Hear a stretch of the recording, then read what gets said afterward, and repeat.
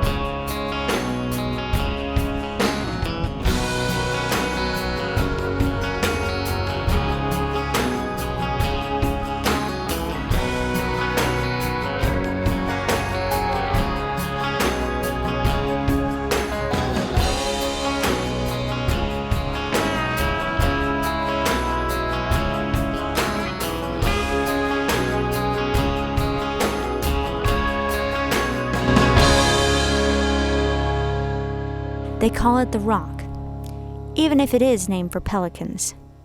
Alcatraz Island rises from California's San Francisco Bay like an ancient monster. The first Spanish explorers saw the small island and marveled at the hundreds of pelicans that covered its shores. It is a stark place today, even on sunny days. But when the cold and fog rolls over the bay, Alcatraz Island becomes downright foreboding. This was America's original supermax prison. No one could escape.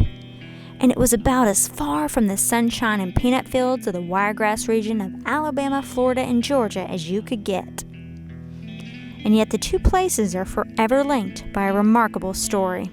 The time of the bank robbery, it was nothing historic about it, and it really didn't grab the attention of the public until after the escape from Alcatraz in 1962, in which two of the bank robbers, John and Clarence Anglin, were two of the three escapees from the Alcatraz in 1962. And even after that, it was very rare for the news media to even mention Columbia, Alabama. John and Clarence Anglin were born here in Seminole County, Georgia. It is beautiful, rural farm country, a place of fields, woods, rivers, and creeks. This is where they learned to swim, fish, hunt, and work to survive. But the Anglin family was big, and times were hard for farm families in the 1930s and 40s. Like many hundreds of others across the region, they were caught up in the Great Migration to Florida, where jobs waited for those willing to work.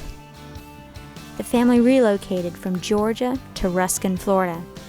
By the time the Anglin brothers were teenagers, the boys, as they were called by family, were running up against the thin but rigid line of the law.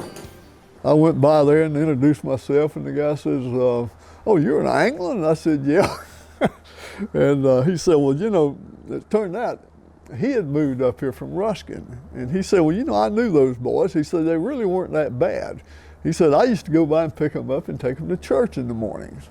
And he said that they got involved with the local law enforcement started picking on them for one thing, and they jailed them one time for something they hadn't done. And one of them got involved with a young lady that was not a good influence, and this is what he was telling me about them.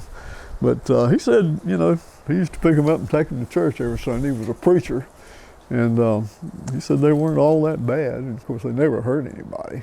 All three of the Anglin boys became involved in a series of minor crimes, and all three spent time behind bars. Clarence, for example, was the first to be sent to Florida Industrial School for Boys in Marianna, where he served 1 year before the state authorities released him to his mother. After that came jail and state prison. And not just in Florida. The family ranged as far north as the Great Lakes to find work picking cherries, and the boys learned their way around much of the eastern United States.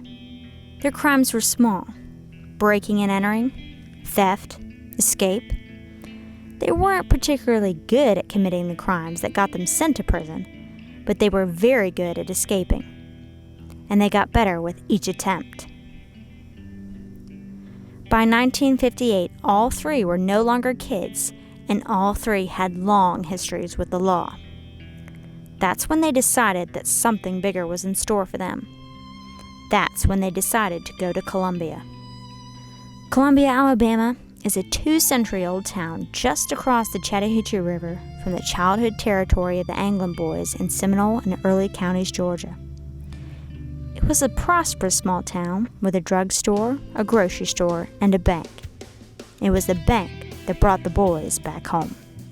I wasn't aware of what was happening because I was in the drugstore, the Beasley Pharmacy, just across the way, having a soda, and I looked out, and I saw things happening, but busy people coming and going around the bank was not unusual, until the bank president, Miss Florrie Oakley, his wife, I should say, came into the little drugstore, and she was just like this. She was just quivering, and she said, "They made me lie on the floor."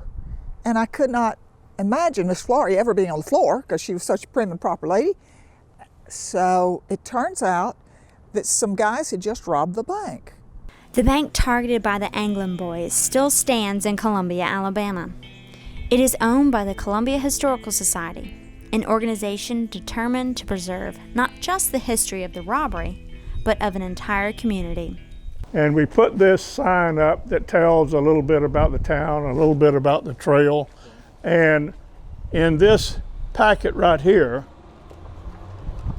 we have tour sheets that are available that list the route around town that you could see the signs, as well as you could, it lists what each of the particular signs were.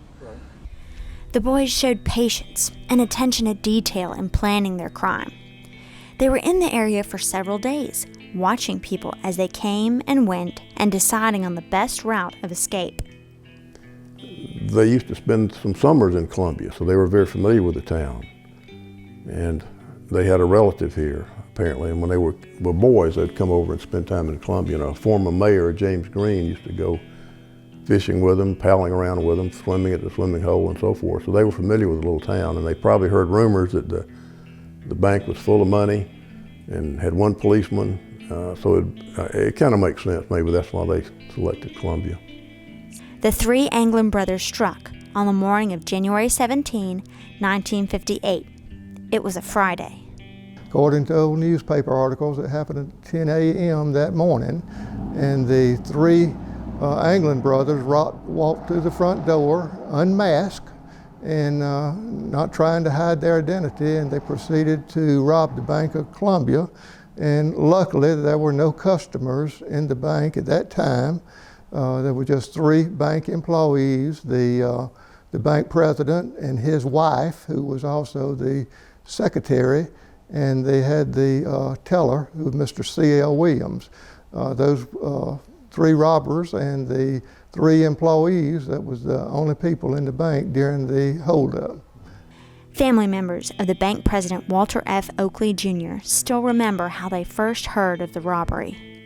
I was traveling at the time, and I was on my way back into my office in Dothan, and I decided to stop by my grandmother's house, who is here in Columbia, and we were sitting in the den talking when my Uncle Marion came up to the house and said the bank had been robbed.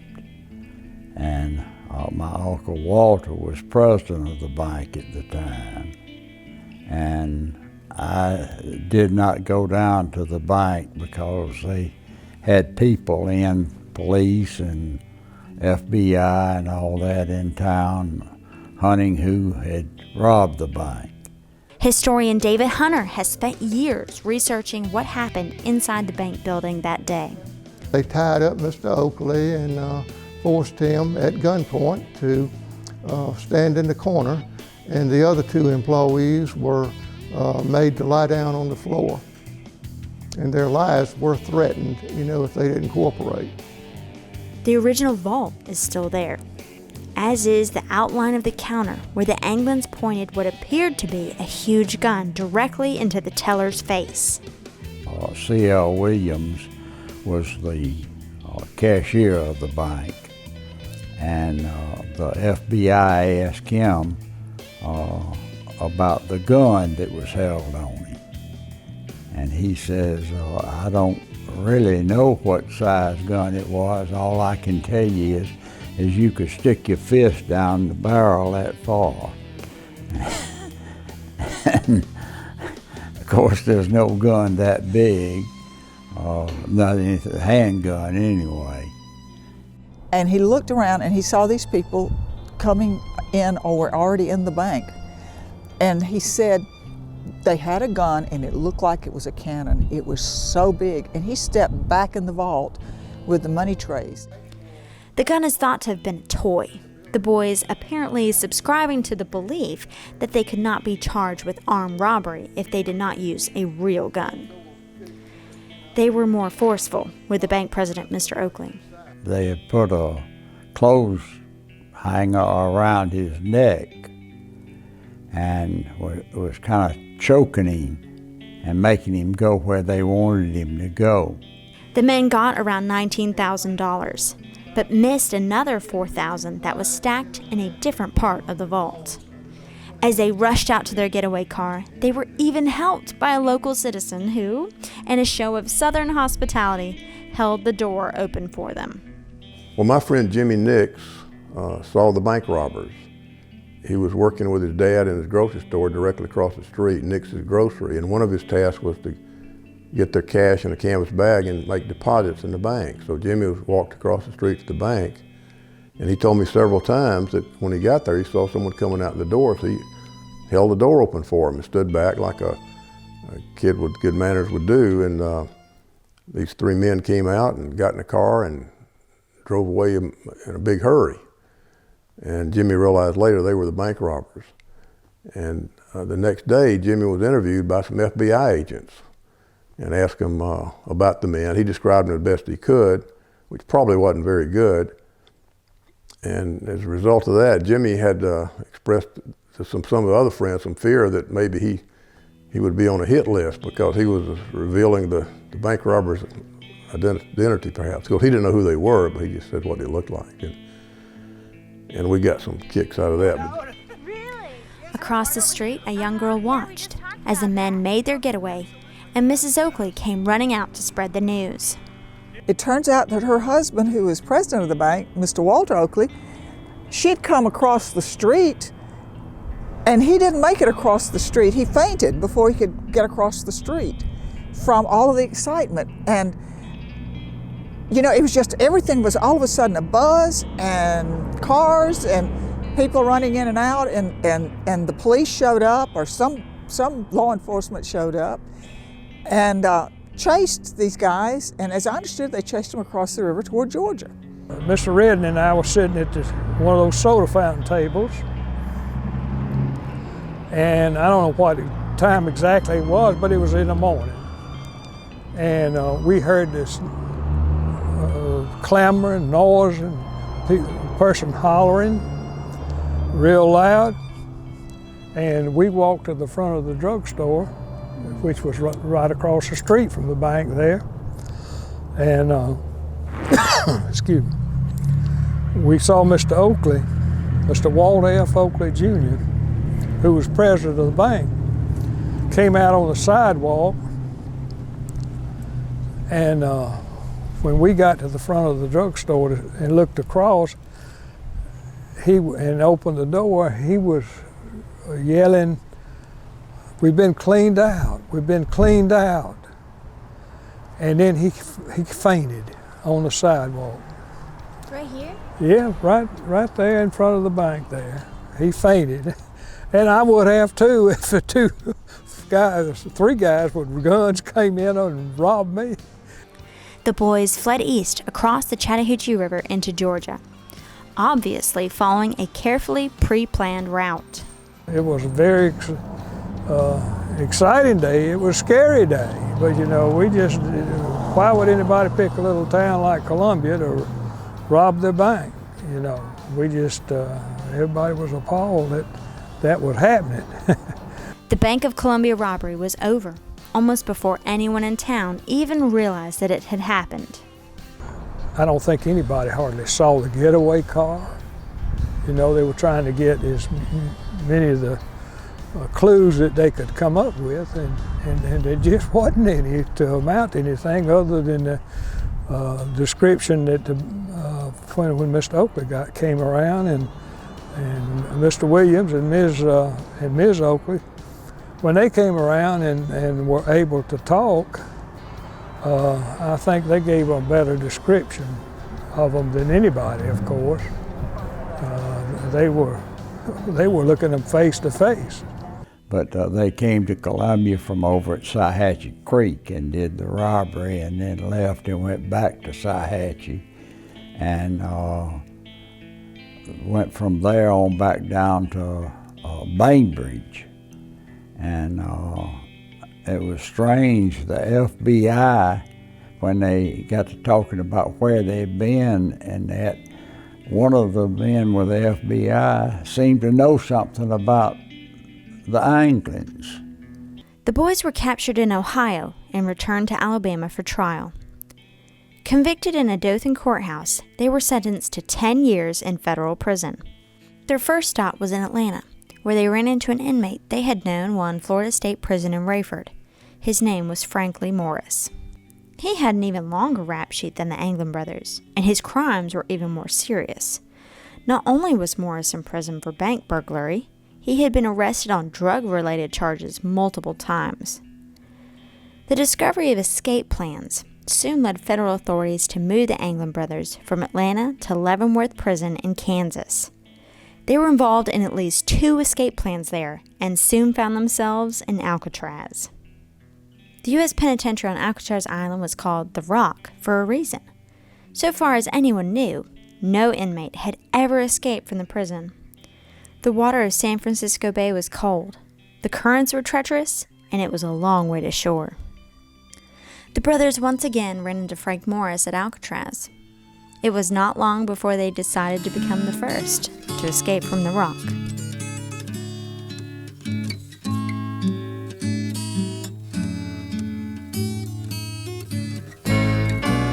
There's no prison walls around me, or prison bars to see. There's no guards to surround me. There's nothing holding me. But still I am a prisoner, not free to come and go. I'm a prisoner of your love, dear, more than you ever know. Oh yes, you are my jailer. Maybe you don't mean to be. Maybe you don't realize it, but lady, you captured me. You've got me at your mercy, little pity